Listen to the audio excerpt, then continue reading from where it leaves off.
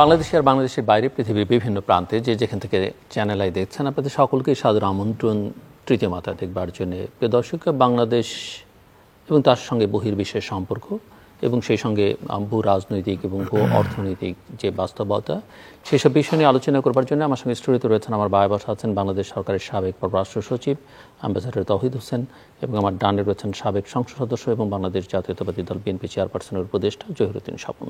স্বাগত আপনাদের দুজনকে তৃতীয় মাত্রায়। মিস্টার তৌহিদ হোসেন, একজন ডিপ্লোম্যাট হিসেবে আপনার কাছ থেকে আমার জিজ্ঞাসা, বা আপনি ফরেন অফিসের সর্বোচ্চ দায়িত্ব পালন করেছেন, আজকের সময়টাতে ভূ রাজনীতি, ভূ অর্থনীতি, এই বাস্তবতা অনুধাবন করা, রাষ্ট্র পরিচালনা করা ছাড়া রাষ্ট্র পরিচালনা একেবারেই অসম্ভব বলে অনেকে মনে করেন। তো আমি আপনার কাছ থেকে বুঝতে চাই যে আপনি কি মনে করেন যে বাংলাদেশের রাজনৈতিক নেতৃত্ব আসলে এই পরিস্থিতি অনুধাবনে কতটা সক্ষম, যারা ক্ষমতায় আছেন কিংবা ক্ষমতার বাইরে যারা আছেন, বা এখন যে ট্র্যাজেক্টরির মধ্যে আছে বাংলাদেশ দাঁড়িয়ে? এটা খুব সোজা উত্তর দেওয়া কঠিন। এটা একটু বিষয়টা একটু জটিল। ভূরাজনীতি বোঝেন না এটা আমি মনে করি না, কারণ এটা আমাদেরকে প্রতিনিয়ত কিন্তু টাচ করে। আমরা যখন যে কোনো একটা সিদ্ধান্ত নিতে যাই তখন এটার, বিশেষ করে আন্তর্জাতিক ক্ষেত্রে, আমি অভ্যন্তরীণ বিষয়ে বলছিলাম, আন্তর্জাতিক ক্ষেত্রে যখনই রাজনৈতিক নেতৃবৃন্দ কোনো সিদ্ধান্ত নিতে যান, অবশ্যই তারা চিন্তা করেন যে এটার যে আঞ্চলিক পরিস্থিতি এবং বিশ্ব পরিস্থিতির প্রেক্ষিতে এটা কতটুকু সঠিক হচ্ছে, অথবা এটা আমাদের স্বার্থ ঠিকমতো সংরক্ষিত হবে কিনা এই সিদ্ধান্তের মাধ্যমে। কাজে তারা অবশ্যই বোঝেন। তবে একটা জিনিস আমার মাঝে মাঝে মনে হয়, যেটা সেটা হলো যে এটা তো বিশুদ্ধ বিজ্ঞান না। কাজেই দ্বিমত থাকবেই মানুষের মাঝে, যে একই সিদ্ধান্ত বিভিন্ন জন সেটার রেমিফিকেশনস বিভিন্ন রকম ভাবতে পারেন।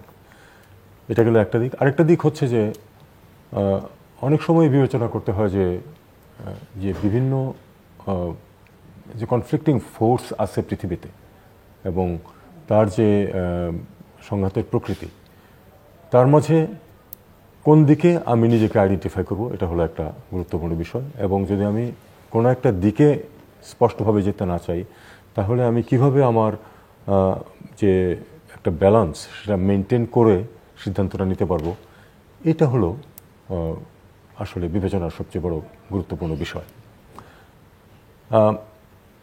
এখানে আবার কিন্তু প্রশ্ন আছে যে স্বার্থটাকে আপনি কিভাবে দেখেন। আমি সেই প্রশ্নটাই করতে চাইছিলাম যে দেশের স্বার্থ না কতটা ব্যক্তিগত বা গোষ্ঠীগত বা রিজিমের ইন্টারেস্টটা। দেখুন, একটি বিষয় আছে কি, বলা হয় এমনিতে খুব গথ হিসাবে বলা হয় যে ব্যক্তির চেয়ে দল বড়, দলের চেয়ে দেশ বড়, কিন্তু এটা আসলে অনেকটাই, আমি আমার অভিজ্ঞতা থেকে এবং অবজারভেশন থেকে যেটুকু দেখেছি, এটা অনেক ক্ষেত্রেই একটা আসলে কথার কথা। মানুষ সব কিছুর পরেও তার নিজের স্বার্থ বিবেচনা করে, ব্যক্তি, এবং দেশের চেয়েও কিন্তু গোষ্ঠী স্বার্থ অনেক সময়ই গুরুত্বপূর্ণ হয়ে ওঠে। এটা যে কোনো সময়ই, প্রায় যে কোনো দেশেই। কারণ অনেকেই ভাবেন যে আমার এই দলের বা গোষ্ঠীর স্বার্থ যদি উদ্ধার না হয় তাইলে দেশেরও ক্ষতি হবে, এটা মনে করেন অনেকেই। কিন্তু সেটা হয়তো সবসময় সঠিক না। কিন্তু মানুষ কিন্তু ওই যে নিজেকে টিকিয়ে রাখার বা যে সেলফ প্রিজার্ভেশনের যে একটা প্রশ্ন আছে, এটা কিন্তু মানুষ সবসময় খুব গুরুত্ব দেয় ক্ষেত্র বিশেষে। তাতে করে দেশের স্বার্থ বিঘ্নিতও হতে পারে কতগুলি। এটা আপনার দেখলেই বোঝা যায় যে, ধরুন আমরা যদি মিয়ানমারের সাথে নেগোশিয়েট করতাম সমুদ্র সীমা নিয়ে 18 বছর গ্যাপ না দিয়ে, আমি মোটামুটি নিশ্চিত যে আমরা যা পেয়েছি তার থেকে বেটার পেতাম। কারণ মিয়ানমার কিন্তু এগোচ্ছিল সেদিকে। তার একটা ফ্রেন্ডশিপ লাইন আমরা প্রপোজ করেছিলাম, অ্যাকসেপ্ট করেছিলাম, আমরা কিন্তু তার থেকে অনেক কম পেয়েছি আলটিমেটলি। যদিও একটা হাইপ সৃষ্টি করা হয়েছে যে আমরা ইয়ে করেছি। এটা কেন করা হয়নি? কারণ অভ্যন্তরীণ রাজনৈতিক বিষয় এসে যায়। আমাদের রাজনীতি এমন একটা সংঘাতময় পরিবেশে আছে যে যে কেউ, এমনকি দেশের স্বার্থেও যদি কিছু করেন, সেটার মধ্যে কিন্তু খুঁত তো থাকবেই। সেই খুঁত কিন্তু খুঁজে বের করবেন অন্য পক্ষ এবং দোষারোপ করবেন যে দেশ তো বিক্রি হয়ে গেল ইত্যাদি ইত্যাদি। তো এই ধরনের সিচুয়েশন দাঁড়ায়। সেই সিচুয়েশন সব চিন্তা করেই কিন্তু সিদ্ধান্ত নেয়। এবং অভ্যন্তরীণ রাজনীতি কিন্তু আন্তর্জাতিক সম্পর্কের ক্ষেত্রে সিদ্ধান্ত নেওয়ার জন্য একটা অত্যন্ত গুরুত্বপূর্ণ ভূমিকা পালন করে। কারণ ইন দ্য লং রান প্রত্যেকে ক্ষমতায় থাকতে চায়, প্রত্যেক দল তাদের তো লক্ষ্য হচ্ছে ক্ষমতা যাওয়া এবং ক্ষমতা থাকা। সেটা করতে গিয়ে অনেক সময় তারা কিন্তু সবসময় যে শুধু দেশের সাথে তারা দেখবেন তা না, তাদের গোষ্ঠীর সাথেও তারা দেখবেন। জি, আমি আবার আসছি আপনার কাছে। মিস্টার জহিরুদ্দিন স্বপন, একটু আপনার কাছে আমরা শুনতে চাই যে আপনার দল বা আপনাদের যে মিত্ররা আছে তারা বর্তমান ভূ রাজনৈতিক বাস্তবতাকে কিভাবে দেখেন এবং আপনারা কি মনে করেন কি হওয়া উচিত। সরকারের দিক থেকে কতগুলো দিক আছে, রাষ্ট্র পরিচালনার বাস্তবতা তো বিরোধী দলের মতো একই রকম বাস্তবতা না, এবং তারা গত কয়েক বছর ধরে ভারত চীনের মধ্যে এক ধরনের ভারসাম্য বজায় রেখে চলবার চেষ্টা করেছে বলে একটা ধারণা। পশ্চিমের সঙ্গে তারা ভালো সম্পর্ক রাখতে চেয়েছে, আবার একই সঙ্গে আমরা তাদের সঙ্গে খানিকটা শীতল সম্পর্ক দেখছি। সার্ক নিয়ে বাংলাদেশ কিছু বলছে না, কিন্তু আবার সার্ক শক্তিশালী করবার ব্যাপারে বা অ্যাক্টিভ করবার ব্যাপারে কোনো ভূমিকা বাংলাদেশের দেখা যায় না। ব্রিক্সে বাংলাদেশ যোগ দিতে চায়, সেটা হয়ে উঠছে না। কেউ মনে করেন, কেউ চায় বাংলাদেশ কোয়াডের অন্তর্ভুক্ত হোক, সেই বিষয়ে বাংলাদেশের কোনো বক্তব্য নেই। ইন্দো প্যাসিফিক স্ট্র্যাটেজির বিষয়ে কেউ মনে করেন সেখানে বাংলাদেশের আরও জোরালো অংশগ্রহণ থাকা দরকার। বাংলাদেশ আবার সেটা একটা ইন্দো প্যাসিফিক আউটলুক দিয়েই তার মতো করে একটা পরিস্থিতি মোকাবেলা করার চেষ্টা করছে। সরকারের দিকে এই ধরনের বিষয়গুলো আমরা দেখতে পাই। আপনারা কিভাবে দেখেন? একটা জিনিস তো খুব পরিষ্কার যে সর্বশেষ যে ভারত সফরের মধ্য দিয়ে যে চুক্তি হলো, যদিও এটা নিয়েও একটু ঘোলাটে করা হয়েছে যে এটা কি সমঝোতা স্মারক নাকি চুক্তি। যদিও আগামী মাস থেকেই রেল করিডোরের ব্যবহারের মধ্য দিয়ে প্রমাণ হয়ে গিয়েছে যে ব্যবহার করার আগে যা যা প্রক্রিয়া সম্পন্ন করতে হয় তা হয়ে গিয়েছে। ফলে এটাকে সমঝোতা স্মারক যে অন্তত না, এটা কিন্তু বোঝা যাচ্ছে। সেটা সমঝোতা চুক্তি হোক আর অন্য যে চুক্তি হোক, কারণ আগামী মাস থেকেই ভারতের রেল ব্যবস্থার সংযুক্তি হবে এবং তারা এটা extension of Indian railway system এবং অন্যান্য চুক্তির যে বিষয়গুলি এখানে সামনে এসেছে সবগুলির মধ্যে দিয়ে একটা জিনিস বোঝা গিয়েছে যে পুরো বাংলাদেশের আপনার নৌপথ, বাংলাদেশের বন্দর, বাংলাদেশের রেলপথ, বাংলাদেশের সড়কপথ, বাংলাদেশের সমুদ্র সীমানা, সমুদ্র সম্পদ এবং বাংলাদেশের আকাশ সীমা, সবটার মধ্যেই ভারতের একটা কর্তৃত্ব প্রতিষ্ঠিত হয়েছে সর্বশেষ আনুষ্ঠানিকভাবে এবারের সফরের মধ্য দিয়ে, এবারের চুক্তিগুলির মধ্য দিয়ে। ভারত আমাদের প্রতিবেশী দেশ এবং আমাদের মহান মুক্তিযুদ্ধের মিত্রের দায়িত্ব পালন করেছে। যদিও আত্মসমর্পণের সময় বাংলাদেশের মুক্তিযোদ্ধাদের এবং শহীদের যে মর্যাদা সেইটা তাকে দেওয়া হয়নি, এমনকি সরকার প্রধানও এই বিষয়টিকে এবারের সংবাদ সম্মেলনে অস্বীকার করেছেন। মহান মুক্তিযুদ্ধকে কেবলমাত্র ভারত পাকিস্তানের যুদ্ধের মতো করে উনি হাজির করেছেন সংবাদ সম্মেলনে। ফলে এই বক্তব্যের মধ্য দিয়েই কিন্তু জাতিকে, দেশকে, বাংলাদেশকে, শহীদের রক্তের বিনিময়ে অর্জিত বাংলাদেশকে, চেতনাকে, মুক্তিযুদ্ধ, স্বাধীনতা যুদ্ধের চেতনাকে, সার্বভৌমত্বের চেতনাকে যেভাবে ক্ষমতাসীন দল দেখেন সেভাবেই কিন্তু এই চুক্তিগুলি একের পর এক তারা করে চলছেন এবং সর্বশেষ চুক্তিতে তারা বাংলাদেশের সমস্ত স্থল, বন্দর, আকাশ সীমা, সমুদ্র সীমা সবকিছুকে ব্যবহার করার একতরফা ক্ষমতা দিয়েছেন। যদিও ধীরে ধীরে আরও অনেক বেশি বেরিয়ে পড়বেন এবং তৌহিদ ভাই তো নিশ্চয়ই আমার চেয়ে আরও অনেক বেশি জানেন, বোঝেন, কারণ উনি বাংলাদেশের একজন খ্যাতিমান কূটনীতিক, পেশাদারী কূটনীতিক। ওনার বিভিন্ন জায়গায় কাজের অভিজ্ঞতা আছে। ভারতেও উনি আমাদের দেশকে প্রতিনিধিত্ব করেছেন। সো উনি আমার চেয়ে আরও অনেক বেশি ব্যাখ্যা করে বলতে পারবেন, বোঝাতে পারবেন। কিন্তু প্রতিটি চুক্তির মধ্যেই একটা জায়গাও খুঁজে পাওয়া যাচ্ছে না যে যেখানে ন্যূনতম কোনো জাতির স্বার্থ আছে। স্বার্থ তো নেই, বরঞ্চ এমনভাবে বিকিয়ে দেওয়া হলো যে এই বিকিয়ে দেওয়ার ফলে এটাকে যখন ভারত তার জায়গা থেকে বৈধভাবে বৈধতার অধিকার নিয়ে যখন প্রয়োগ করতে যাবেন, তখন যে সমস্ত সমস্যা, জটিলতা তৈরি হবে, সেই সমস্যা এবং জটিলতাকে আরও অনেক নানা দিকে মোড় নিতে পারে এবং আরও অনেক নানা খাতে মোড় নিতে পারে। ভূরাজনীতির বাস্তবতাতে আমাদের দেশ এমন এক জায়গাতে আমরা দাঁড়িয়ে আছি যে ভারতের মতো একটা অপরিবর্তনীয় প্রতিবেশী যে পারমাণবিক শক্তির ক্ষমতা রাখে, উদীয়মান একটি আন্তর্জাতিক শক্তি হওয়ার চেষ্টা করছে, জাতিসংঘের নিরাপত্তা পরিষদে ঢোকার জন্য সে আপ্রাণ চেষ্টা করছে এবং যতটা না ভারতের ক্ষমতা তার চেয়ে তো বেশি ভারতের সরকার প্রধান বা ভারতের সরকারি দলের নেতৃবৃন্দরা এক ধরনের উগ্র জাতীয়তাবাদী ভাব ভারতে ছড়িয়ে দেওয়ার জন্য তাদের বডি ল্যাঙ্গুয়েজটাও কিন্তু অনেক সময় কূটনীতির সাধারণ বৈশিষ্ট্যের বাইরে চলে যাচ্ছে। অপরদিকে সেটা তো ভারতীয় জনগণ নির্বাচনের মধ্য দিয়ে অনেকে মনে করেন কিছুটা জবাব দিয়েছে যে এটা এখানে কাজ করবে না। হ্যাঁ, এই মুহূর্তে সর্বশেষ কিছুটা জবাব দিয়েছেন, কিন্তু এই ধারাবাহিকতাটা কিন্তু মূলত যে ধরে রেখেছেন যতগুলি ঘটনার কারণে তার মধ্যে একটি গুরুত্বপূর্ণ ঘটনা হচ্ছে এরকম একটা ধারণা সাধারণ মানুষকে দেয়া গিয়েছে। হিন্দুত্ববাদের বিষয়ে যেমন একটা ধারণা দেয়া গিয়েছে, তেমনি বৈশ্বিক রাজনীতিতে ভারতের একটা উদীয়মান ক্ষমতাকে ফুলিয়ে ফাঁপিয়ে কিন্তু উপস্থাপন করতে পেরেছে ভারতের ক্ষমতাসীন শাসক গোষ্ঠী। আবার অপরদিকে চিকেন নেক থেকে যদি চীনের সীমান্তের দূরত্বকে আমরা মাপার চেষ্টা করি, 25-26 কিলোমিটার, ভাই আরো ভালো বলতে পারবেন। 25-26 কিলোমিটার, চীন আরেকটু দূরে, মানে নেপালের সাথে হলো, সরি নেপালের সঙ্গে না, আমি চিকেন নেকটার কথা বলছি, জি নেপালের সঙ্গে। তো আর বাংলাদেশের সীমান্ত থেকে যদি আমি খুব নিকটতম চীনের সীমান্তটাকে দূরত্ব বেশি না, কত হবে এটা আনুমানিক? 40, একটু বেশি হবে, 40-50 মতো হবে। তার মানে একদিকে আমার অপরিবর্তনীয় প্রতিবেশী হচ্ছেন ভারত, যা আমি একটু আগে বললাম, অপরদিকে মাত্র 50 কিলোমিটারের মধ্যেই আছে চীনের মতো এরকম একটি বৈশ্বিক শক্তি, যাকে মার্কিন যুক্তরাষ্ট্র সহ পশ্চিমা বিশ্ব এবং ন্যাটোর মালিক যারা, তারা এই প্রধান শত্রু মনে করে। এই পরিমাণ উদীয়মান ক্ষমতাবান একটি অর্থনীতি এবং প্রতিরক্ষার শক্তি, বৈশ্বিক শক্তি, এবং অবশ্যই বিকাশমান যে তথ্য প্রযুক্তি, জ্ঞান, সার্ভিলেন্সের নতুন নতুন যে সমস্ত ক্ষমতা বেরিয়েছে, সেক্ষেত্রেও চীনের সেই শক্তি।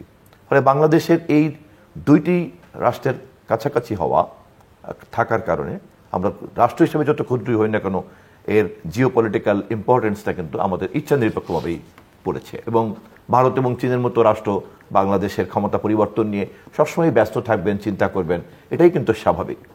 এবং সেই বিবেচনাকে মাথায় রেখেই যদি আমরা আমাদের স্বকীয়তা, আমাদের স্বাধীনতা, আমাদের সার্বভৌমত্বকে বজায় রাখতে চাই এবং এরকম একটা ক্ষুদ্র প্রতিবেশী হিসাবে এরকম একটা বৃহৎ বৃহৎ শক্তির সঙ্গে ভারসাম্যপূর্ণ, মর্যাদাপূর্ণ সম্পর্ক বজায় রাখতে চাই, তাহলে অবশ্যই আমাদের দেশের রাজনীতিবিদদেরকে, কূটনীতিকদেরকে, রাষ্ট্রের প্রতিনিধিত্বকারীদেরকে আর অনেক বেশি সজাগ থাকার ব্যাপার। কিন্তু এই সরকার খুব সহজ সরল পথটা বেছে নিয়েছে, সেটি হচ্ছে যে কোনো একদিন শক্তির কাছে গিয়ে আত্মসমর্পণ করো এবং তার সকল ধরনের চাহিদাকে লাগাতারভাবে একতরফাভাবে পূরণ করতে থাকো এবং তারপর তার প্রশ্রয় থেকে ভূ রাজনীতির এই জটিলতার মধ্যে একটা নিরাপদ জায়গায় থাকো। অতএব প্রমাণ হয়ে গিয়েছে যে বাংলাদেশকে দেয়ার বিনিময়ে, বিকিয়ে দেওয়ার বিনিময়ে এই দল, ক্ষমতাসীন দল, কেবলমাত্র তার ক্ষমতার মেয়াদ বৃদ্ধি করতে চায়। এর মধ্যে বাংলাদেশের মানুষের স্বার্থ আমরা খুঁজে পাইনি। গতকাল আমাদের বাংলাদেশ জাতীয়তাবাদী দলের মহাসচিব মির্জা ফখরুল ইসলাম আলমগীর আনুষ্ঠানিকভাবে এই বিষয়ে দলের বক্তব্য উপস্থাপন করেছেন। বাট আমি আপনার কাছ থেকে পরে শুনতে আসবো যে এই যে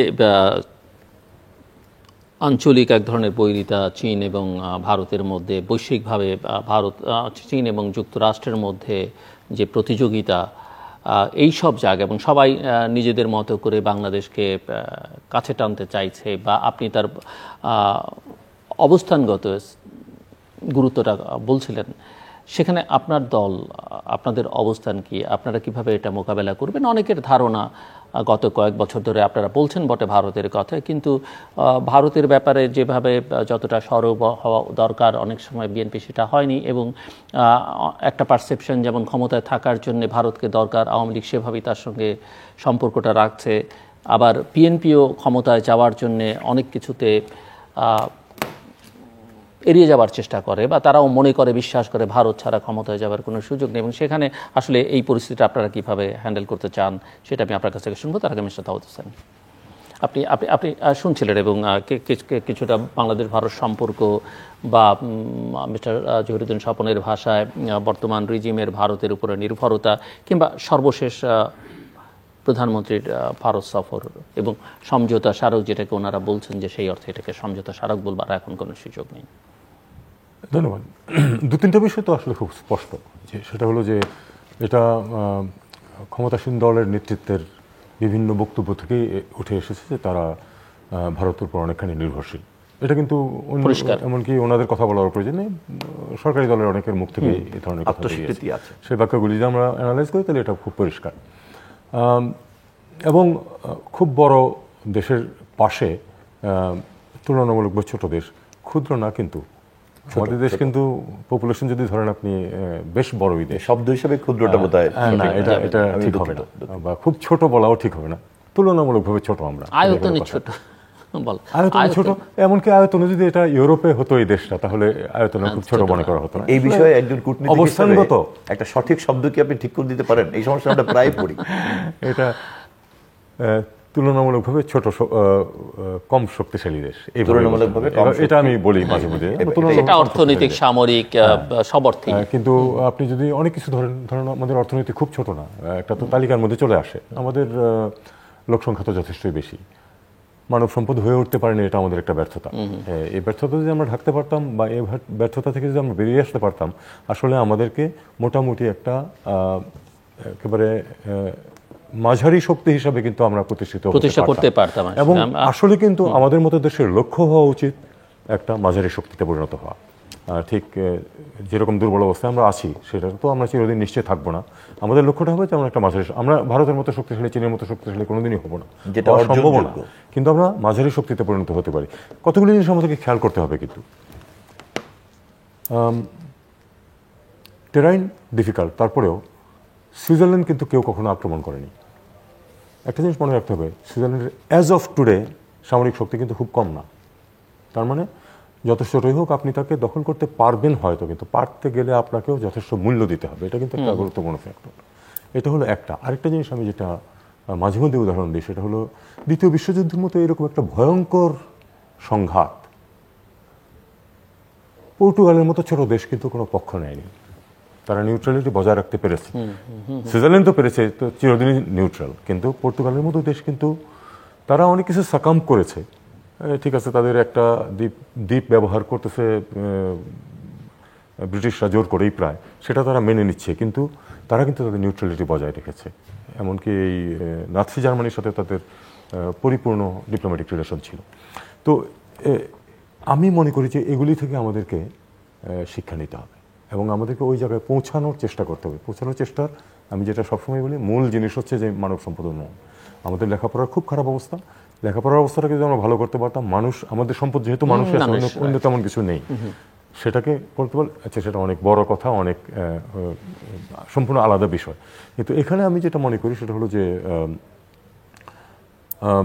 আমি লিখেছিও এই প্রধানমন্ত্রীর সফরের উপরে। প্রথমত হলো যে আমাদের পররাষ্ট্রমন্ত্রী বলেছেন যে ইউরোপে তো এক দেশ থেকে আরেক দেশে ট্রেন চলে যায়, তাতে করে তো কোনো সমস্যা হয় না। আমি পুরোপুরি এগ্রি করি। আমি নিজেও ইউরোপে প্রচুর ভ্রমণ করেছি। আমি ইউরোপে পোস্টিংয়ে ছিলাম না কখনো, কিন্তু ট্রেনিংয়ে গিয়েছিলাম 1.5 বছরের জন্য, প্লাস বেড়াতে গেছি। 1.5 বছর সময় কম নয়, ছিলেন সেই অর্থে। তখন কিন্তু এক দেশ থেকে আরেক দেশে যেতে ভিসা লাগতো। এনিওয়ে, আমি নেদারল্যান্ডসে গেছি ভিসা নিয়ে, ইন্ডিয়ান হওয়ার আগে, এসব অনেক আগে, আমি 83 সনে ছিলাম, তো 83-84। কিন্তু যে বিষয়টা গুরুত্বপূর্ণ সেটা হচ্ছে যে কি পরিস্থিতিতে সেখানে এক দেশ থেকে আরেক দেশে ট্রেন চলে যায়। ইনফ্যাক্ট ট্রেন কোম্পানিগুলি ট্রেন চালায় এবং ওই লাইনের ভাড়া দিয়ে দেয় বিভিন্ন সরকারকে, সেগুলি অটোমেটিক্যালি হয়ে যায়, তাদের কিছু করা লাগে না, কিন্তু বলাও লাগে না। আমরা কি সেই অবস্থায় পৌঁছতে পেরেছি? আমি যেই ছোট পয়েন্টটাতে আমার লেখাতে আমি উল্লেখ করি সেটা হলো যে দীর্ঘদিন চাকরি করে তো আমি রিটায়ার করেছি, আমার 10 বছরের জুনিয়র যারা তারা রিটায়ার করে যাচ্ছে এখন।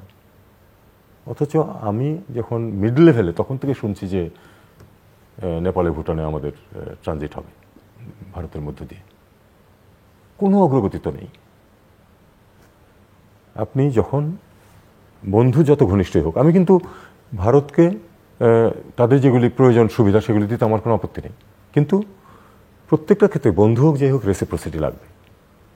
তারা 50 বছর আগে, 52 বছর আগে আমাদেরকে হেল্প করেছিল, তার মানে এই না যে তাদের কাছে আমরা আর কোনো কিছু দাবি করতে পারবো না। ভারতীয় একজন লেখক, আমি নামটা ভুলে গেছি, আমার বইয়ে তার রেফারেন্স আমি দিয়েছি, সেটা হলো উনি বলেছেন যে কৃতজ্ঞতা হচ্ছে সবচেয়ে heaviest cross to bear.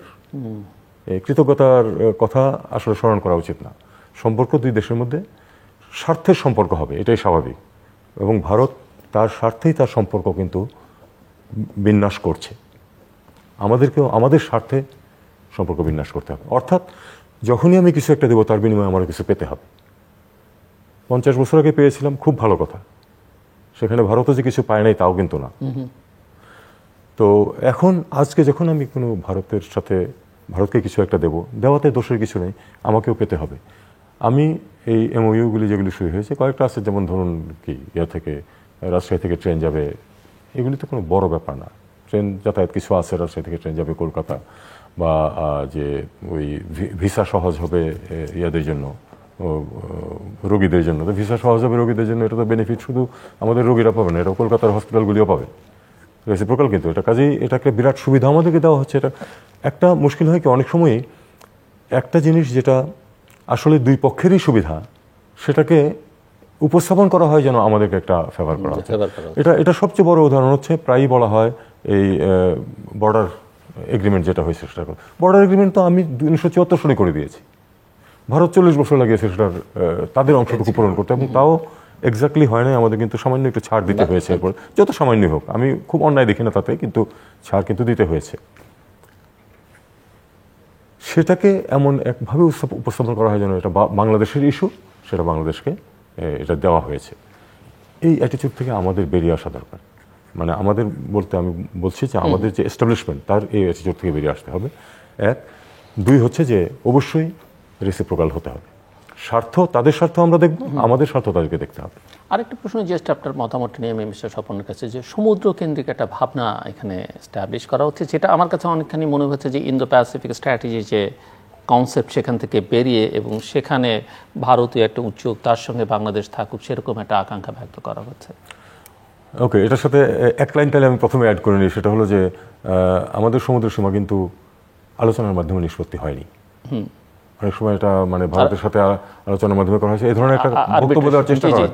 Absolutely আরবিট্রেশনের মাধ্যমে, কোর্টের মাধ্যমে হয়েছে। যে অ্যাওয়ার্ড দিয়েছে আমরা সেটা গ্রহণ করেছি। আমাদের অ্যাওয়ার্ডটা আমাদের পছন্দ হয়েছে, ভারতীয়দের পছন্দ হয় নাই, এটাও আমি জানি। কিন্তু সেটা তো আমি কিছু করিনি সেখানে। কোর্ট যেটা দিয়েছে মিয়ানমারের সাথে আমাদেরকে যেটা দিয়েছে, আমরা সেটাকে বিরাট সমুদ্র বিজয় বলার চেষ্টা করছি। আমি জানি যে এটা এমন কিছু সমুদ্র বিজয় না, যেটুকু আমাদের মিনিমাম পাওনা ছিল এবং ইকুইটি মিনিমাম যেটুকু করা যায় সেটুকুই জুডিশিয়াল প্রসেসে আমাদেরকে দিয়েছে, এবং সেটাতে আমরা আপত্তি করার কোনো সুযোগ নেই। কাজে এটা হলো এরকম। আর সমুদ্রের ব্যাপারে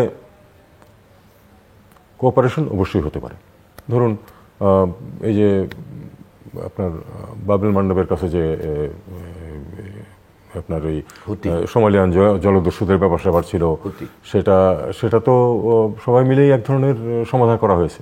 যদি কোনো সমস্যা থাকে অবশ্যই সমাধান যৌথভাবেই করতে হবে, সেটা ঠিক।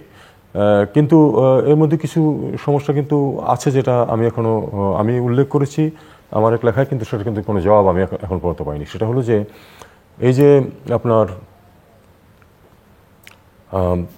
রাডার সিস্টেমের যে ব্যাপারটা আছে, রাডার সিস্টেমের ব্যাপারটাতে কিন্তু আমি ভারতীয় পত্রিকা থেকে কিন্তু আমার ধারণাটা নিয়েছি। তাতে এমন একটা আবহ এসেছে যে ভারতের জন্য এটা বিরাট সুবিধা হলো এটা, এবং চীনাদের কোনো মুভমেন্ট যদি থাকে সেটা তারা এর মাধ্যমে জানতে পারবে। এই কথাটা আমার কাছে কিন্তু বিপজ্জনক মনে হয়। আমাকে কিন্তু বৈশ্বিক যে সংঘাত সৃষ্টি হচ্ছে, এবং এটা তো বাড়ছে বই কমছে না, সেখানে কিন্তু আমাকে পর্তুগালের ভূমিকা নিতে হবে। আমি কিন্তু এমন অবস্থানে নেই যে চীন আর ভারতের মধ্যে আমি এক পক্ষ নেব, এটা কিন্তু আমার সেই সুযোগ নেই। তাহলে আমার সমূহ ক্ষতির সম্ভাবনা থাকবে। কাজেই সেক্ষেত্রে আমার এখানে ভারতকে এমন কিছু করতে দেওয়া যাবে না, বা চীনকে এমন কিছু করতে দেওয়া যাবে না যাতে করে তাদের পরস্পরের ক্ষতি হয়। সেটাতে আমার ভূমিকা রাখা চলবে না। যে এই জিনিসটাতে কিন্তু আমি খুব একটু অরিড যে এটা কেন এই অবস্থায় গেল। স্বপন জি, আমি আপনার কাছে আমার একটা প্রশ্ন ছিল এর আগে, আমি আপনার প্রশ্ন না সেই প্রশ্নটা করেছিলাম যে আপনারা আসলে ভারত সম্পর্কে, হ্যাঁ, ভারত, চীন, যুক্তরাষ্ট্র বা এই যে সুস্পষ্ট আপনাদের অবস্থানটা আসলে কি? আমি তহিদ ভাইয়ের কথার সূত্র ধরেই বলতে পারি যে এই চাওয়াটা যেটা উনি বলছেন, যে আমাদের একটা দ্বিতীয় বিশ্বযুদ্ধে পর্তুগাল যেমন এক ধরনের বিশ্বযুদ্ধের কালীন সময়ও এক ধরনের নিরপেক্ষতা বজায় রাখতে পেরেছে, যুদ্ধ থেকে নিজেদের দূরত্ব বজায় রাখতে পেরেছে। নীতিগতভাবে আমাদের এই অঞ্চলে এখন যে পরিমাণ উত্তেজনা বৃদ্ধি লাভ করছে, বিশেষ করে ইন্দো প্যাসিফিক স্টাডিজ অনুযায়ী এটাকে লিড করার জন্য এখানকার প্রশান্ত মহাসাগর, ভারত মহাসাগরে মার্কিন যুক্তরাষ্ট্রের সমস্ত ধরনের পরিকল্পনা, এবং সম্ভবত আমি যতটুকু রবার্ট ডি ক্যাপলান নামে একজন ভদ্রলোক, পেন্টাগনের উনি একজন বিশেষজ্ঞ, ওনার একটা বই পড়ছিলাম মনসুন, এবং বারবারই উনি বোঝানোর চেষ্টা করছিলেন যে ভবিষ্যতের সম্ভাব্য বিশ্বযুদ্ধের কেন্দ্রবিন্দু হবে এই অঞ্চলটা। ফলে এরকম একটা সম্ভাবনার বিষয়ে যেহেতু অন্যান্য বিশেষজ্ঞরাও যদি একমত পোষণ করে, এবং সেই বিবেচনায় যেহেতু ভারত মহাসাগরের পাশে বঙ্গোপসাগরের উপকূলীয় রাষ্ট্র আমরা, আমার 50 কিলোমিটার দূরে চীন, এবং আমার অপরিবর্তনীয় প্রতিবেশী হচ্ছে ভারত, আবার এদিকে মার্কিন যুক্তরাষ্ট্র তার ইন্দো প্যাসিফিক স্ট্র্যাটেজির কারণে প্রশান্ত মহাসাগর এবং ভারত মহাসাগরে তার আধুনিক প্রযুক্তিগত ক্ষমতার মধ্য দিয়েই কিন্তু একটা সার্বক্ষণিক উপস্থিতি তার আছে, আপনার নেভিগেশন সিস্টেমটা আছেই। এরকম পরিস্থিতিতে আমাদের নীতিগতভাবে আমরা এই ধরনের সংঘাত থেকে নিজেদেরকে দূরে রাখাটাই আমাদের লক্ষ্য। এই লক্ষ্যটা মাথায় রেখে আবার যখন খুব নিকটতম প্রতিবেশী ভারত যখন এই রকম চুক্তি একের পর এক ক্ষমতাসীন ফ্যাসিস্টদের সঙ্গে করে, এবং দেশে এই ব্যাপারে যে জনগণের মধ্যে ক্ষোভ বিক্ষোভ, এবং সেই ক্ষোভ বিক্ষোভকে প্রকৃত অর্থেই প্রতিনিধিত্ব করার যে দায়িত্ব, ফলে আমাদেরকে বিএনপির মতো দল ক্ষমতায় ছিলাম, আমরা ক্ষমতায় যাওয়ার জন্য মানুষের কাছে আমরা আহ্বান করছি যে তাদের চাহিদা অনুযায়ী একটা অবাধ নির্বাচন হলে আমরা আবারও ক্ষমতায় যাব, এবং সেখানেও গিয়ে আমাদেরকে একদিকে যেমন আপনার এরকম একটি নিরপেক্ষ অবস্থান বজায় রাখতে হবে, বিশেষ করে সম্ভাব্য এই উত্তেজনার বৈশ্বিক উত্তেজনার কেন্দ্রবিন্দুতে থাকা অবস্থায় কেন্দ্রের পাশে থাকার কারণে, অপরদিকে ভারতের যে একতরফা এই উত্তেজনার অংশীদার হিসাবে সেই যেমন একতরফা বাংলাদেশকেই যে একটা বাফার স্টেট হিসাবে সে ব্যবহার করতে চায়, তার পশ্চাৎভূমি হিসেবে সে ব্যবহার করতে চায়, সে তার প্রক্সি ওয়ারের কারণে ব্যবহার করতে চায়। প্রতিটি চুক্তির মধ্যে কিন্তু তাই। দেখুন যে করিডোরটা করা হচ্ছে, এখানে কি ধরনের যাত্রী এবং কি ধরনের পণ্য পরিবহন করা হবে সে বিষয়ে কিন্তু নানান রকম কথা গণমাধ্যমে বলেছে, এবং সঙ্গত কারণেই কিন্তু বাংলাদেশের ভূখণ্ডকে ব্যবহার করা হবে, বাংলাদেশের বর্তমান যে দুর্বল রেল অবকাঠামো এটাকেই কিন্তু ব্যবহার করা হবে। আমি টাকা পয়সার আলাপে গেলামই না যে এখানে যে পরিমাণ ডেপ্রিসিয়েশন হবে সেটা প্রপারলি ভ্যালুড হয়েছে কিনা, অ্যাসেসড হয়েছে কিনা, এবং সেই পরিমাণ আমরা পাবো কিনা। আমি শুধুমাত্র নিরাপত্তার দিকটিতে থাকলাম। ফলে তার নিরাপত্তার কারণে তাই সে তার প্রায় 1300 কিলোমিটারের মতো পথ সে কমিয়ে আনতে পারছে, এবং পুরো ব্যাপারটাই ইন্ডিয়ান রেল সিস্টেমের একটা ইনক্লুশন, এক্সটেনশন, কিন্তু ব্যবহার হচ্ছে কিন্তু সম্পূর্ণই আমার ভূখণ্ড। এবং এত বছর যেভাবে রেল চলেছে তা নয়, সরাসরি কিন্তু তারা ঢুকবে, সরাসরি তারা চলে যাবে, এবং এখানকার এই রেলের মধ্যে কি কি থাকবে না থাকবে তার সবটার দায় দায়িত্ব কিন্তু তাদের, কিন্তু ব্যবহৃত হবে কিন্তু আমার ভূমি। তো কোনো কারণে আমি যদি ওনারা তো নীতি নির্ধারণের সময় বহুদিন থেকে জড়িত ছিলেন, এরকম পরিস্থিতিতে বাংলাদেশের ভূখণ্ডের মধ্যে যে কোনো ঘটনা দুর্ঘটনার জন্য যে প্রাথমিক যে খেসারত সেটা আমাকেই দিতে হবে, অথবা তার জন্য অন্যান্য যে অংশীদার যদি কেউ ক্ষুব্ধ হয় তার শত্রুতে পরিণত হতে হবে আমাকেই। তার মানে এখানে খুব পরিষ্কারভাবেই কিন্তু আমাদের মতো দেশের অর্থনীতি, আমাদের দেশের জনসংখ্যা, আমাদের দেশের বৈশ্বিক মানদণ্ডে আমাদের যে অবস্থান, সেই জায়গা থেকে নিরপেক্ষ থাকার যে বাস্তবসম্মত নীতি, সেখান থেকে যে এই চুক্তিগুলির মধ্য দিয়ে সরে গিয়ে ভারতের একটা স্যাটেলাইট স্টেটে পরিণত করার চেষ্টা চলছে, হ্যাঁ, এবং এটা এমনই একটা রাষ্ট্র যে শুধু নামে স্বাধীন থাকবে কিন্তু শুধুমাত্রই পারপাস সার্ভ করবে ভারতের, এটা তো হতে পারে না। অফকোর্স আমি যদি কাল্পনিকভাবে কথাটা এভাবে চিন্তা করি যে তাহলে আপনারা কি চান, আমরা কেন ভারত সম্পর্কে এই বিষয়গুলি নিয়ে কথা বলার সময় একটা পর্যায়ে গিয়ে থেমে যেতে হচ্ছে, কেন তুমি স্তব্ধ হচ্ছে?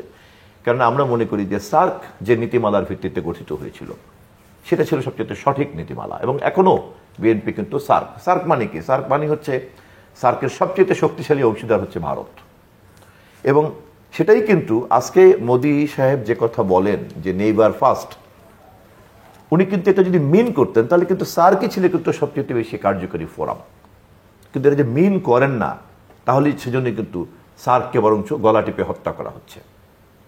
আবার এভাবেই যদি আমরা ভারতের মতো একটি বৃহৎ রাষ্ট্রের অন্যান্য প্রতিবেশীদেরকে নিয়ে একটি কার্যকরী আঞ্চলিক ফোরাম হিসেবে সার্ককে আমরা কাজে লাগাতে পারতাম, এবং প্রকৃত অর্থে আমাদের ট্রেন যদি দিল্লির ট্রেন যদি ঢুকে বাংলাদেশ হয়ে আসাম ব্যবহার করতো, কাঠমান্ডু ব্যবহার করতো, ওদিকে থিম্পু ব্যবহার করতে পারতো, হ্যাঁ, এবং এই যেটা আমরা ইউরোপের ব্যবহারের ক্ষেত্রে দেখি, এবং সবাই আমরা ব্যবহার করছি, সবাই লাভবান হচ্ছি, সবাই উপকৃত হচ্ছে, এবং উপকারগুলি বন্টন এবং বিনিময় করার জন্য যে আধুনিক পদ্ধতি ব্যবস্থা, সে ব্যাপারে একটা সিস্টেম আমরা বের করে নিলাম। তার মানে কি ভারতের ট্রেন বাংলাদেশকে ব্যবহার করবে বা বাংলাদেশ ভারতের ট্রেনকে অঞ্চলকে ব্যবহার করবে, এ ব্যাপারে কিন্তু আমাদের কোনো নীতিগত আপত্তি নেই। ফলে এটা কিন্তু ভারত বিরোধিতা না, বরঞ্চ ভারত যে শুধুমাত্র বাংলাদেশকে ব্যবহার করতে চাচ্ছে, এটা যে কোনো বহুপাক্ষিক চিন্তা না, এটা যে কোনো ট্রেড ক্রিয়েট করে না, এটা যে সাইমালটেনিয়াসলি সমস্ত স্টেক হোল্ডারদের, সমস্ত অংশীদারদের স্বার্থ উৎপাদন করছে না, এবং সেই স্বার্থগুলির বন্টনের যে একটা গ্রহণযোগ্য ব্যবস্থাপনার মধ্যে যে থাকছে না, বরঞ্চ সে একটা একক কর্তৃত্ব স্থাপন করতে চাচ্ছে। এবং ইতিমধ্যেই কিন্তু তার এই দৃষ্টিভঙ্গির কারণে দেখা গিয়েছে যে আপনার মালদ্বীপের নির্বাচনে রিফ্লেক্ট হয়েছে ভারতের এই পররাষ্ট্রনীতিটা সঠিক না বা দৃষ্টিভঙ্গিটা সঠিক না। আমাদের দেশের নির্বাচন ব্যবস্থাকে আমরা মনে করি এ কারণেই ধ্বংস করা হয়েছে, কারণ প্রকৃতার্থে যদি নির্বাচন ব্যবস্থা প্রাতিষ্ঠানিক থাকতো, অবাধ নির্বাচন হতো, তাহলে ভারতের এই ধরনের যে আগ্রাসী এবং আধিপত্যবাদী যে চিন্তা, তার জবাব কিন্তু নিয়মতান্ত্রিকভাবে মানুষ দিত। এবং সে কারণেই বাংলাদেশের নির্বাচন না হওয়ার ব্যাপারে ক্ষমতাসীনদের স্বার্থ হচ্ছে বিনা ম্যান্ডেটে ক্ষমতায় থাকবে, আর ভারতের স্বার্থ হচ্ছে এই ধরনের চুক্তিগুলিকে সে আদায় করে নিতে পারবে। একই জিনিস ভুটান দোকলামের সীমান্ত নিয়ে যখন কথা হয়, তখন সে চীন সহ সে কিন্তু ত্রিপক্ষীয় কথা বলার চেষ্টা করে। ভারত যতই বলুক যেন দ্বিপাক্ষিক হতে হবে। একদিকে বলছেন এবার ফার্স্ট, আর একদিকে তার প্রত্যেকের সঙ্গে তার দ্বিপাক্ষিক হওয়ার একটা আগ্রহ, যাতে সে বৃহৎ দাদা হিসাবে সেই কথাগুলি করতে পারে। আমি মনে করি ভারতের একটা বড় দেশপ্রেমিক অংশ, তারা কিন্তু এই বিষয়টাকে ভিন্ন চোখে দেখে, এবং সুদূর প্রসারী দৃষ্টিভঙ্গি থেকে ভারতের এই পররাষ্ট্র নীতি বা এই ধরনের নীতি, এটা যে ভারতের জন্য যে উপকার হবে না, এমন বিশ্লেষণও কিন্তু আমরা ভারতের অনেক বিজ্ঞজনের কাছ থেকে, বিশেষজ্ঞদের কাছ থেকে পেয়েছি। এবং এবারের নির্বাচনেই যে ধরনের শিক্ষা ক্ষমতাসীন বিজেপির হয়েছে, এই শিক্ষাটা আমি মনে করি যে এই ধরনের ভুল দৃষ্টিভঙ্গির প্রতি কিন্তু একটি প্রতিক্রিয়া ব্যক্ত হয়েছে, এবং এটা কিন্তু দিনকে দিন বাড়বে বলেই মনে হয়। ফলে আমরা যারা এই চুক্তিগুলিকে গোলামি চুক্তি হিসাবে চিহ্নিত করে বিরোধিতা করছি, বিশেষ করে বিএনপি সহ অন্যান্য দল, তারা এটাকে যেমন মাথায় রাখছি, তেমনি আমরা এর বিকল্প হিসাবে কিন্তু ভারতকে এখান থেকে বের করে দিতে হবে, এইটুকুই আমাদের কথা না। আমাদের কথা হচ্ছে আধুনিক বিশ্ব ব্যবস্থা, আধুনিক অর্থনৈতিক ব্যবস্থা, আধুনিক রাজনীতি এবং পরস্পর নির্ভরশীলতার যে বাস্তবতা, অনিবার্যতা, সেটার সঙ্গে তাল মিলিয়ে সার্কের চেতনায় এখানে একটি আঞ্চলিক একটা ব্যবস্থাপনাকে দ্রুত পুনরুজ্জীবিত করা হোক, যেখানে আমরা সকলেই, শুধু রেল করিডোর কেন, আকাশ সীমা কেন, স্থল সীমা কেন, মানে ক্ষুদ্র ক্ষুদ্র দেশের বন্দরগুলি কেন, আমরা সবাই সবার সুযোগ সুবিধাকে বন্টন করে একটা উন্নত অঞ্চলে পরিণত হতে পারবো। সো মিস্টার হোসেন, আমি জাস্ট কয়েকটা প্রশ্ন একসঙ্গে আপনাকে করতে চাই। প্রথম প্রশ্নটা সেটা হচ্ছে যে আপনি কি মনে করেন কিনা সার্কের পুনরুত্থানের আর কোনো সম্ভাবনা আছে? দ্বিতীয় প্রশ্ন আপনার কাছে সেটা হচ্ছে যে প্রধানমন্ত্রী ভারত সফর শেষ হলো বা এই মাসেই তিনি যাচ্ছেন চীন সফরে, এবং এই যে ভারসাম্যের জায়গাটা, সেটা কতখানি একই অবস্থা অব্যাহত থাকবে, সেটা নিয়ে অনেকের মধ্যে নানা রকমের প্রশ্ন। এই যে সমঝোতা স্মারকগুলো বা তিস্তা প্রকল্প নিয়ে যে অবস্থান ভারত বাংলাদেশ এখন যে জায়গায় এসে দাঁড়িয়েছে, সেখানে চীন পুরো পরিস্থিতিটাকে কীভাবে দেখবে এবং এই ব্যালেন্স করার প্রক্রিয়াটা অব্যাহত থাকবে কিনা। রোহিঙ্গা ইস্যু একটা বড় সংকট বাংলাদেশের জন্য, অনেকেই মনে করেন যে এটা আর নিষ্পত্তি কখনো হবে না, এটা বাংলাদেশকে হজম করে নিতে হবে। আর কেউ মনে করেন যে এটা কিছুটাও যদি সম্ভব হয়, সেখানে চীনের সহযোগিতা ছাড়া সম্ভব হবে না। চীন কতখানি আদৌ সহযোগিতা ভবিষ্যতে করবে, এখন পর্যন্ত সেরকম দৃশ্যমান কিছু না। এবং সম্পর্কের যদি আবার টানাপোড়েন তৈরি হয়, তাহলে এটাকে তারা কতটা তাদের স্বার্থে ব্যবহার করবে, কারণ মিয়ানমারের মধ্যে চীনের ইনফ্লুয়েন্স সবচেয়ে বেশি। এবং শেষ প্রসঙ্গ সেটা হচ্ছে যে যুক্তরাষ্ট্র বা তার পশ্চিমা মিত্রদের আমরা গত 2-2.5 বছর এক ধরনের তৎপরতা দেখে দিচ্ছি, এখন আবার মনে হচ্ছে যে তারা খানিকটা দূর থেকেই সব কিছু অবজার্ভ করছে, খুব একটা কাছে ঘেঁচবার লক্ষণ দেখা যাচ্ছে না আপাতত। তো সেখানে তারা কি এই দূর থেকে নিজেরা দেখা, তাদের ভাষায়, কারো কারো ভাষায় অন্যের চোখে দেখা, সেটা অব্যাহত রাখবে না? তারা আসলে যেহেতু এখানে ওই যে ইন্দো প্যাসিফিক বা বে অফ বেঙ্গল এই কেন্দ্রিক তাদের যে ইন্টারেস্টের জায়গা, আর সেখানে আসলে শেষ পর্যন্ত কি হবে। সো একটু ব্রড এরিয়া, অনেকগুলো প্রশ্ন, আমি খুব সংক্ষেপে প্রত্যেকটাই বলি। সার্কের ব্যাপারে মুচকুন দুবে মারা গেছেন, আমরা খবর পেয়েছি। মুচকুন দুবে একজন মুচকুন দুবে একটা খুব সুন্দর কথা বলেছিলেন। উনি বেশ কয়েক বছর আগে এসেছিলেন ঢাকায়, তখন ওনাকে সাংবাদিকরা জিজ্ঞেস করেছিলেন যে সার্ক কি আমরা ধরে নেব যে এটা মৃত, মারা গেছে, মৃত? উনি বললেন যে হ্যাঁ, মনে হচ্ছে মৃত, তবে এখনই কবর দেবেন না, আবার রিজারেক্টেড হতে পারে। তো এই সম্ভাবনাটা সম্পূর্ণ শেষ হয়ে যায়নি। এখানে একটা কথা খুব সহজভাবে মেনে নেওয়াই ভালো, যে এটা সব কিছু নির্ভর করবে ভারতের উপর।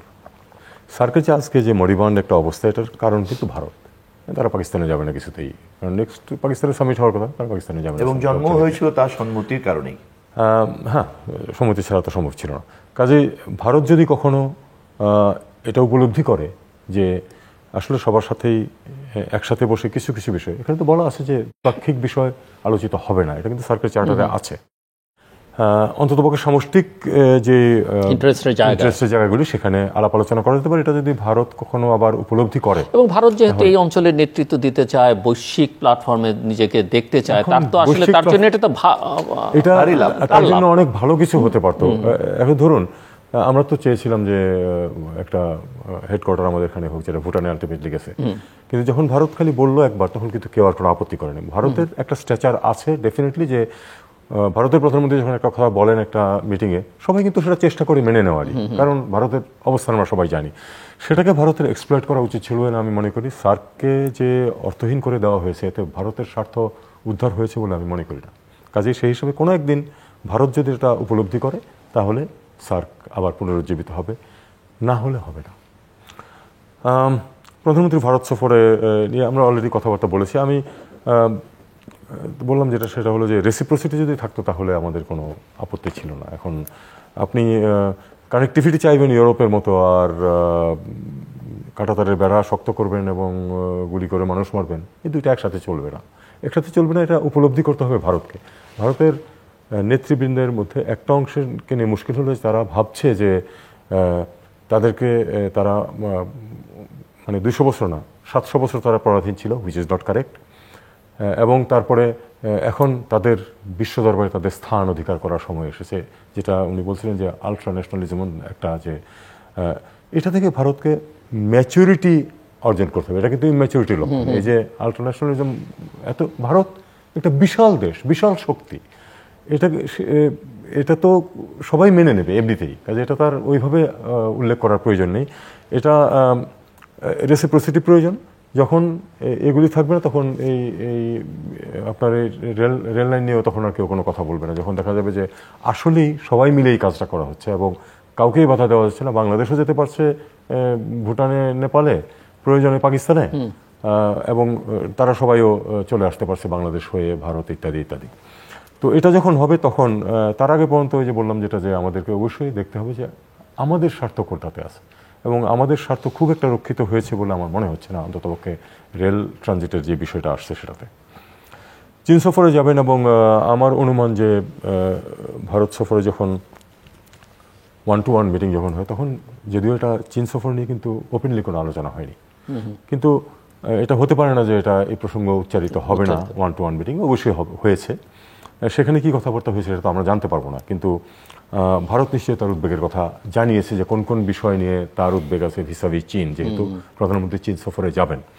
তো এখন চীন সফরে গিয়ে আমার একটা অনুমান যেটা, সেটা হলো যে ভারতের যে কনসার্নগুলো আছে সেটাকে মাথায় রেখেই চীনের সাথে এগোবেন প্রধানমন্ত্রী। চীনের সাথে আমাদের অনেক স্বার্থ আছে, প্রধানমন্ত্রী সেটা জানেন, এবং তিনি অবশ্যই আমাদের সেই স্বার্থগুলি উদ্ধারের চেষ্টা করবেন। আর্থিক স্বার্থের প্রশ্ন আছে। তিস্তা আমি মনে করি যে চীন বাদ পড়ে যাবে, এবং এটাই হয়তো সবচেয়ে বড় পয়েন্ট ছিল ভারতের, কারণ ভারত ওখানে চায় না। আপনি চীন কিভাবে নেবে মনে করেন? কারণ চীন এটা নিয়ে নির্বাচনের আগ থেকে কথা, চীন অবশ্যই অসন্তুষ্ট হবে, চীন অবশ্যই অসন্তুষ্ট হবে, কিন্তু আমার একটা বিশ্বাস আছে যে চীন অসন্তুষ্ট হয়েই বাংলাদেশকে একেবারে ঠেলে দেবে তা করবে না, বা যে তুমি যেহেতু তিস্তাতে আমাকে নিয়ে না, কাজে তোমাকে কোনো টাকা পয়সা দেবেন, এটাও হয়তো বলবে না, কারণ টাকা পয়সা দেওয়াতে চীনের স্বার্থ আছে। সোনাদিয়ার ক্ষেত্রে যা হয়েছে, হ্যাঁ, সোনাদিয়ার ক্ষেত্রে তো তারা অত্যন্ত অসন্তুষ্ট হয়েছে, তাতে করে তো সব শেষ হয়ে যায় নাই। কিন্তু সোনাদিয়ার ক্ষেত্রে অনেকে মনে করেন যে আসলে যে চীন অবশ্যই তার নিজের স্বার্থ দেখেছে মিয়ানমারে, কিন্তু মিয়ানমারের ব্যাপারে যে বাংলাদেশের পাশে একেবারেই দাঁড়ায়নি তার একটা অন্যতম কারণ ছিল শোনা যায়। এটা অনেকে মনে করেন, এটা সত্য হতে পারে, নাও হতে পারে। তিস্তার ব্যাপারেও চীন সেরকম অসন্তুষ্ট হবে। অসন্তুষ্ট হলেও আমি মনে করি যে তারপরেও সম্পর্ক বজায় রাখবে, কারণ অর্থনৈতিক সম্পর্কে চীন বাংলাদেশ অর্থনৈতিক সম্পর্ক যেটা আছে এবং আসছে সামনে, তাতে শুধু বাংলাদেশের স্বার্থ না, চীনেরও স্বার্থ আছে। চীন সেই স্বার্থ জলাঞ্জলি দেবে বলে আমি মনে করি না। ভারসাম্য এক ধরনের তো রক্ষা আমাদেরকে করতে হবেই। আমরা বর্তমান সরকার নিঃসন্দেহে ভারতের সাথে অনেক বেশি ঘনিষ্ঠ, এটা চীন জানে, এবং চীন অবশ্যই আশা করে না যে কালকে তার ভারতকে ছেড়ে এই সরকার চীনের দিকে চলে আসবে। কাজে তারাও বাস্তবতার নিরিখেই কতটুকু ভারসাম্য সম্ভব তারাও জানে। আমার বিশ্বাস একটা মাঝামাঝি অবস্থা সেখানে আসবে। রোহিঙ্গা প্রসঙ্গ আমি তো বললাম যে এটা ঠিক যে রোহিঙ্গা প্রসঙ্গে চীনের সহায়তা, কিন্তু আরেকটা জিনিস যেটা আমি ইনসিস্ট করছি অনেকদিন যাবত, সেটা হলো যে আমাদেরকে অবশ্যই আরাকান আর্মির সাথে একটা সংযোগ স্থাপন করতে হবে। সরাসরি তো অফিসিয়ালি সম্ভব না, সেটা পৃথিবীর কেউ করে নাই, কিন্তু যাদের স্বার্থ আছে তারা কিন্তু প্রত্যেকেই আরাকান আর্মির সাথে যোগাযোগ রাখছে। আরাকান আর্মির সাথে চীনের সম্পর্ক অত্যন্ত ঘনিষ্ঠ। ইন্ডিয়া ওপেন আপ করার চেষ্টা করছে, আমাদের উচিত তাদের সাথে ওপেন আপ করা। কারণ এমনকি চীন যদি সহায়তা করে, যদি মিয়ানমার কেন্দ্রীয় সরকার যেটাই থাকুক আগামীতে, তারা যদি এগ্রিও করে, তারপরেও আরাকান আর্মির সম্মতি ছাড়া কিন্তু আপনি এদেরকে ফেরত পাঠাতে পারবেন না। আমি এখনো মনে করি না যে এটা ইটস এ ফরগন কনক্লুশন যে তারা আমাদের এখানে থাকবে, এখানে থাকবে না, তারা আলটিমেটলি তাদেরকে যেতে হবে অবশ্যই। আর যুক্তরাষ্ট্রের ব্যাপারে এটা আমার কাছে একটু ডাইসি যে আসলে তারা কতটুকু কি করবে না করবে। তারা সরাসরি হস্তক্ষেপ করবে আমাদের রাজনীতিতে, এটা মনে হয় না। ভারত যেরকম করছে সেরকম তারা করবে না, তবে অবশ্যই তাদের স্বার্থ তারা বজায় রাখার এবং উদ্ধার করার চেষ্টা করবে। Mister Jahiruddin Swapan, closing remarks. না, একটা বিষয় তো সাধারণত আপনার এখানে যতবারই কথা বলতে এসেছি এক ধরনের চিন্তার পার্থক্য মোকাবেলা করতে হয়েছে।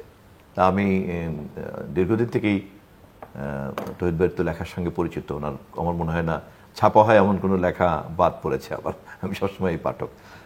তো সেই বিবেচনায় আমি আগে থেকেই জানি যে এই বিষয়ে দৃষ্টিভঙ্গিগতভাবে আমার চিন্তার সঙ্গে বা আমাদের যে বক্তব্য আমরা তার খুব একটা পার্থক্য হবে না, এবং ইতিমধ্যেই উনি সবই বলে ফেলেছেন। আমি ওই জন্য আর খুব একটা আমি নতুন করে বাড়াতে চাই না। করিডোর নিয়ে তো আমরা কথা বলেছি, তিস্তা নিয়েও কম বেশি কথা হয়েছে, এবং আমি ওনার সঙ্গে একমত যে তিস্তার বিষয়ে ভারত এবং চীনের এই প্রতিযোগিতাতে একটা বর্তমান সরকার এটাকে একটু ইচ্ছা করে উত্তেজনা তৈরি করা হবে, এবং যাতে উভয় পক্ষের মধ্যে দর কষাকষির মধ্যে একটা সুযোগ তৈরি করা যায়, বাট চূড়ান্তভাবে কোনোভাবেই ভারতের বাইরে। কারণ যেখানে আমার তিস্তার পানির ন্যায্য হিস্সা নিয়ে কথা বলার কথা, সে বিষয়ে ন্যূনতম কোনো কথা নেই।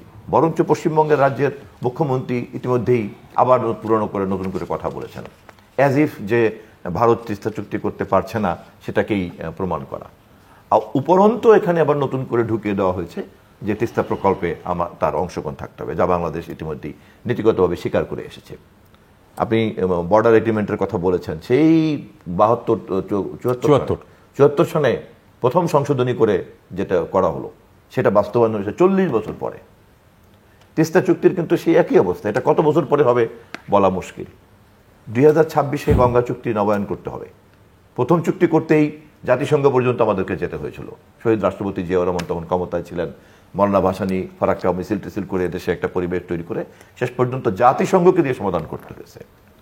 সীমান্তের সীমানা জাতিসংঘের মাধ্যমে, আপনার আদালতের মাধ্যমে করতে হয়েছে। মিয়ানমারের সঙ্গেও তাই। ফলে দেখা গিয়েছে এ পর্যন্ত যতটুকু যা আমরা কখনো কখনো পেয়েছি, যাও আবার ধারাবাহিকতা রাখতে পারিনি, সবটাই কিন্তু একটা জোর জবরদস্তির মধ্যে। আমরা তুলনামূলকভাবে একটা ছোট প্রতিবেশী, অথচ আমাদের ন্যায্য পাওনাগুলিও তাদের কাছ থেকে যদি এভাবে বারবার আদায় করতে হয়, এটা দিয়ে ভারত প্রমাণিত হয় যে ভারত এই অঞ্চলে তার যে ন্যাচারাল লিডারশিপ, এটাকে সে নিজেই বোঝে না। আমরা তুলনামূলকভাবে ছোট দেশের নাগরিক হতে পারি, কিন্তু একথা তো কোথাও লেখা নেই যে বিষয়গুলিকে আমরা সামগ্রিকভাবে এই অঞ্চলের স্বার্থ, সে কারণে আমরা কম বুঝবো, এটা মনে করার কোনো কারণ নেই। অতএব এটা খুবই পরিষ্কার যে এই অঞ্চলের প্রত্যেকটি দেশের স্বার্থ ন্যায্যভাবে যদি আদায় করতে হয়, তাহলে ভারত যেমন একটি ন্যাচারাল লিডার, এবং সেটা সবার আগে ভারতকেই বুঝতে হবে। সে বরঞ্চ সবসময় একটা ইম্পোজ করতে যায়, একটা আধিপত্য প্রকাশ করতে যায়, যার জন্য আপনার মৈজু মালদ্বীপে এই স্লোগান পর্যন্ত সেখানে উঠলো, ইন্ডিয়া আউট। এটা কত বড় একটা ব্যর্থতা। তো তিস্তার ব্যাপারে এই পরিস্থিতিটার কথা আমরা জানি। আমরা জানি যে আমাদের এখানে যৌথ স্যাটেলাইট তৈরি করার চুক্তি করে আসছেন। এবার যে স্যাটেলাইটটা আছে, এই স্যাটেলাইটেরই যারা বিশেষজ্ঞ তারাও জানেন, আমি ওনাদের কাছ থেকে ওনাদের লেখাটাকা পড়ে যতটুকু বুঝলাম, এর কোনো ধরনেরই কোনো ইউটিলিটি আমাদের এখানে নাই। আপনি যদি হিসাব করেন, বরঞ্চ প্রতি মাসে এটা ব্যয় করতে একটা বড় অঙ্কের টাকার পরিমাণটা আমার খেয়াল নেই। একজন বিশেষজ্ঞ নেদারল্যান্ডে থাকেন, ওনার একটা বড় লেখা পড়লাম। কেবলমাত্রই একটা বঙ্গবন্ধু স্যাটেলাইট নামটা বলার জন্য এবং এটা উদীয়মান তরুণদের মধ্যে যেহেতু এই সমস্ত টার্মের একটা ইম্প্যাক্ট আছে, হ্যাঁ, ওই ধরনের কথাবার্তা বলার জন্য করা হচ্ছে। আবার সেখানে একটা যৌথ স্যাটেলাইট, এবারে যৌথ স্যাটেলাইটটার ওই পরিমাণ নিষ্ক্রিয় স্যাটেলাইট হবে না। আসলে যদি যৌথ স্যাটেলাইট হয় তাহলে বলতে হবে যে ইনফ্যাক্ট তার লায়ন পার্টনার হিসাবে কিন্তু এই যৌথ স্যাটেলাইটের সমস্ত ক্ষমতার ব্যবহার চলে যাবে। তার মানে আমার কিন্তু কোনো মানে রাষ্ট্রের যে গোপনীয়তা বলতে তা আমি একদম আনুষ্ঠানিকভাবে কিন্তু তুলে দেওয়া হবে যৌথ স্যাটেলাইটের মাধ্যমে। প্রতিরক্ষা সামরিক সহযোগিতার যে চুক্তিগুলি, সেখানেও খেয়াল করতে হবে যে একটা দেশের প্রতিরক্ষা সামরিক সহযোগিতার নামে যদি এভাবে আপনার প্রবেশের সুযোগ দেওয়া হয়, এভাবে নিয়ন্ত্রণ দেওয়া হয়, তাহলে বাকি থাকলোটা কোথায়? আকাশ বাকি থাকলো না যৌথ স্যাটেলাইটের নামে। আপনার সমুদ্র গবেষণার নামে আমি আমার সমুদ্র, অথচ সমুদ্র আমাকে যুদ্ধ করে আনতে হয়েছে, অথচ সেই সমুদ্রের সম্পদ এখন আমি গবেষণার নামে তাকে আমি দিতে চাচ্ছি। রেলপথ তো আমি তার এক্সটেনশন করে দিচ্ছি, ইন্ডিয়ান রেলের এক্সটেনশন করে দিচ্ছি। সড়ক তো তৈরি হয়েছে, নদী ট্রানজিট হিসাবে তো আমার এখানকার বড় বড় বন্দরগুলো তো করছেই, এমনকি আসা, ওটা কি নাম, ওই যে ইয়েতে যায় যেটা আশুগঞ্জ, হ্যাঁ, এই সমস্ত যোগাযোগগুলি কিন্তু তারা একতরফা ব্যবহার করছে। তো ফলে আমার সর্বশেষ মন্তব্যটা হচ্ছে এই যে সার কি হচ্ছে একমাত্র সমাধান। এবং আমাদের দলের প্রতিষ্ঠাতা শহীদ রাষ্ট্রপতি জিয়াউর রহমান খুব সঠিক সময় সঠিক কথা বলেছিলেন, এবং তৎকালীন ভারতের নেতৃত্ব তৎকালীন অত্যন্ত প্রজ্ঞাবান বলেই কিন্তু শহীদ জিয়ার এই উদ্যোগকে তারা মেনে নিয়েছেন। এবং এমনকি 2002 অথবা 2003 এই কারণেই সার্ক আনুষ্ঠানিকভাবে শহীদ রাষ্ট্রপতি জিয়াউর রহমানকে একটা মরণোত্তর পুরস্কার দিয়েছিল, এবং ওনার সন্তান হিসাবে এখনকার বিএনপির ভারপ্রাপ্ত চেয়ারম্যান জনাব তারেক রহমান সার্কের সেই আনুষ্ঠানিক মরণোত্তর পুরস্কার গ্রহণ করেছিলেন ঢাকাতে সর্বশেষ যে তখন যে সার্ক সম্মেলনটা হয়েছিল। ফলে আমার সর্বশেষ মন্তব্য হচ্ছে এই যে ভারতের এই ভুল আধিপত্যবাদী নীতির পরিবর্তন করার জন্য আমাদের সর্বোচ্চ চেষ্টা করতে হবে, এবং সবার জন্য দায়ী হচ্ছে, সবকিছুর জন্য দায়ী হচ্ছে ক্ষমতাসীন ফ্যাসিবাদ সরকার, ম্যান্ডেটবিহীন এই সরকার, এবং তার বিরুদ্ধে গণ আন্দোলন গণসংগ্রাম করতে হবে। ইতিমধ্যেই স্বতঃস্ফূর্তভাবে মানুষ পণ্য বয়কটের কথা বলছে, কেউ কেউ এইটা ওইটা, এগুলি স্বতঃস্ফূর্ততা। অর্থনীতিতে এগুলির কোনো মূল্য তেমন একটা নাই, কারণ পণ্য বিনিময় তো চলবেই। কিন্তু এই সিমটমগুলি দেখে আমরা বুঝি যে মানুষ কি পরিমাণ ক্ষুব্ধ ভারতের এই আধিপত্যবাদী নীতির উপরে। আর ক্ষমতাসীন দল এই ক্ষুব্ধতাটা বোঝে বলেই কিন্তু সে নির্বাচনী ব্যবস্থাটাকে ধ্বংস করে। এটা বোঝে বলেই কিন্তু সে একটা অবাধ নির্বাচনে সে কখনো অংশগ্রহণ করতে চায় না। ফলে দেশের সমস্ত দেশপ্রেমিক শক্তিকে ভারত বাংলাদেশ সম্পর্কটাকে একটা বিশেষভাবে চিহ্নিত করে বহুপাক্ষিক দৃষ্টিভঙ্গির আলোকে সার্ককে বেসিস ধরে আমরা একটা সমাধানের পথ খুঁজতে পারি। এবং আমি বিশ্বাস করি ভারতের বিবেকবান রাজনীতিবিদরা, ভারতের বিবেকবান বিশেষজ্ঞরা এবং ভারতের বিবেকবান মানুষরা তারা এটাকেই মনে করবে যে এরকম একটি সুস্থ আঞ্চলিক রাজনৈতিক, সামাজিক, অর্থনৈতিক ব্যবস্থাপনা তৈরি করতে পারলেই ভারতের একটা ন্যাচারাল লিডারশিপ তৈরি হবে। এর বাইরে ভারত যত বেশি ভুল করবে তার পরিণতি মালদ্বীপে তার যে পরিণতি হয়েছে তাই হবে। আমার শুধু একটি বক্তব্য দিয়ে আমি আমার কথা শেষ করছি, সেটা হলো যে আমরা চাই যে এখানে একটি সুস্থ পরিবেশ সৃষ্টি হোক সম্পর্কের, সুস্থ পরিবেশ সৃষ্টি হোক সম্পর্কে, যেখানে পারস্পরিক স্বার্থগুলি বিবেচনায় নেওয়া হবে এবং মানে ঠিক ওই কোনো সুযোগ নেওয়ার চেষ্টা করবে না কোনো দেশ।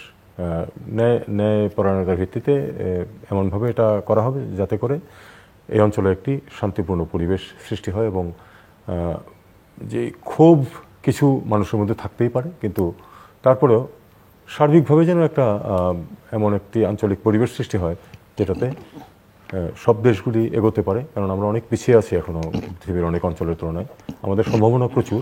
সেগুলিকে কাজে লাগাতে গেলে আসলে আমাদেরকে একটা অবশ্যই এর চেয়ে বেশি সংবেদনশীল একটি পরিবেশ সৃষ্টি করতে হবে, এবং সেটার একটা বড় দায়িত্ব আমি মনে করি ভারতের, কারণ ভারত হচ্ছে এখানকার পাইভোটাল পাওয়ার।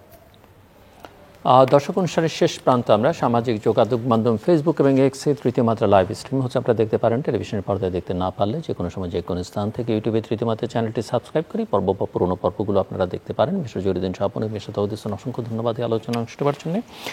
দর্শক, আমরা কথা বলছিলাম ভূ রাজনীতি, বাংলাদেশের বৈদেশিক সম্পর্ক এবং বিশেষভাবে বাংলাদেশ ভারত সম্পর্কের প্রসঙ্গটা এবং দক্ষিণ এশিয়ার রাজনৈতিক পরিস্থিতিও খানিকটা আলোচনা এসেছে। মিস্টার জহিরুদ্দিন স্বপন কথা বলছিলেন, তিনি বিরোধী দলের রাজনীতির সঙ্গে যুক্ত। আমি তার কথা এখানে উদ্ধৃত করতে চান, অন্তত বিভাজিত রাজনীতি, যেহেতু এখানে তার প্রতিপক্ষ রাজনৈতিক দলের কেউ নেই, কিন্তু পেশাদার কূটনীতিক হিসেবে মিস্টার তৌহিদ হোসেন যে কথাগুলো বলেছেন তার মধ্যে কতগুলো কথা অত্যন্ত প্রণিধানযোগ্য, এবং সেটা হচ্ছে যে একটি দেশের সম্পর্ক আরেকটি দেশের সঙ্গে সম্পর্ক যখন হবে সেটা কিন্তু স্বার্থের সম্পর্ক, এর বাইরে কোনো সম্পর্ক থাকবার কিছু নেই। এখানে গিভ অ্যান্ড টেক থাকতে হবে, মাত্রার পার্থক্য থাকতে পারে, কিন্তু আমি কাউকে কিছু দেব, বিনিময়ে আমি কী পেলাম সেটা কিন্তু আমাকে বিবেচনা করতে হবে। এবং তিনি যেটা অত্যন্ত গুরুত্বের সঙ্গে বলেছেন সেটা হচ্ছে বাংলাদেশ একটি কম শক্তিশালী রাষ্ট্র, এই অঞ্চলে তুলনামূলক বিচারে কম শক্তিশালী, কিন্তু বাংলাদেশের মানব সম্পদ উন্নয়নের দিকে মনোযোগ দেওয়া দরকার, এবং মিস্টার স্বপন এই জায়গায় ভিন্নমত পোষণ করেন। কিন্তু দ্বিতীয় কথা হচ্ছে যে তিনি যেটা বলেন, আমিও মাঝে মধ্যে বলবার চেষ্টা করি, তবে তিনি একটু বেশি বলেছেন। আমি মনে করি যে মাঝারি শক্তি হওয়া বাংলাদেশের সম্ভব। বাংলাদেশ দর্শকের সারিতে থাকুক, সেটা তিনি চান না, আমরা কেউই চাই না, এবং সেই জায়গায় কাজ করবার যথেষ্ট সুযোগ আছে এবং সম্ভাবনা আছে। যে কারণে আমি বলি, যত ক্ষুদ্রই হোক না কেন, বাংলাদেশের আসলে প্লেয়ারের ভূমিকায় থাকতে হবে, দর্শক সারিতে থাকবার কোনো সুযোগ বাংলাদেশে নেই, এবং সেটা থাকতে গেলে বাংলাদেশ আসলে ক্রমাগত বিপদের মধ্যেই পড়তে থাকবে, এবং সেই বিপদ গভীর থেকে গভীরতর হতে থাকবে। আমাদের সঙ্গে থাকবার জন্য অসংখ্য ধন্যবাদ, আপনাদের সবার জন্য শুভকামনা।